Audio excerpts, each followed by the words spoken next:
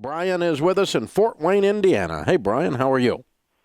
Hi, good afternoon. Thanks for taking my call, Dave. Certainly. How can I help, sir?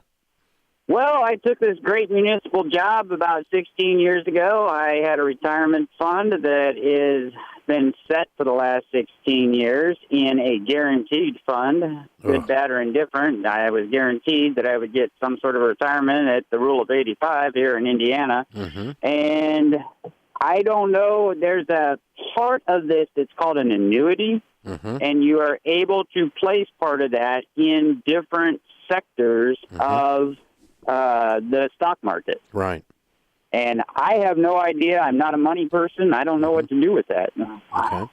Well, here's the good news. It's not rocket science. It is going to require that you learn some things so that you're making good choices on your own. What I recommend is, and what I personally do with my 401k, is I put my mutual funds in, or I put my investments inside my 401k, which is inside your annuity in this case, in 4 different areas: growth, growth and income, aggressive growth, and international. Now, growth and income is the more stable, boring category, and sometimes that's called large cap or blue chip. Does any of that sound like one of your options? I think that is one of our options. Okay. Then and I'd put some in that, and I put a fourth in that. I put a fourth in growth. Growth is called mid-cap or growth, or sometimes just an S&P 500 index fund would represent a growth fund, something along those lines.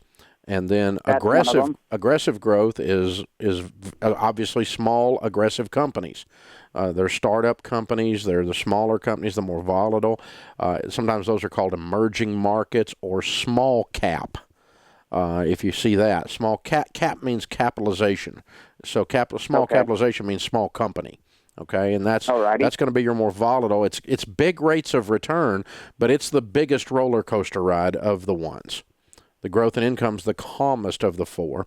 And then international obviously means stocks in companies outside the U.S. And so sometimes those are called a foreign fund, or it has a kissing cousin called a global fund. Global would have some U.S. in it, but foreign as well. A pure foreign would have no U.S. in it. So that's the only difference there. That's the type of thing you're looking at, is you're going to spread it out across different things. If you got it all in the boring, then you're gonna be bored at retirement because you don't have any money. If you got it all in the exciting, you're gonna be scared to death all the time. You know, and so I want a little thrill. I want a little Tabasco on my food, but I don't want to not be able to eat it. You know what I'm saying? Yeah, gotcha. A little spice, and that's all we're doing here is we're mixing it up and having a little of the calm and a little of the wild and a little overseas, and so that the word that investors use for spreading your money around is called, the word is diversification, but that's all diversification means: spread around. Now, would one of your ELPs be able to guide me a little bit on this? Would somebody know about what the state has set up? Absolutely, yeah, they would know in their heart. Probably over the phone would know, because they're right there in your community, and they've looked at the state plan 20,000 times over the years, and they'll be able to just go, hey, here's what you got, here's what you got, here's what you got. But here's the thing.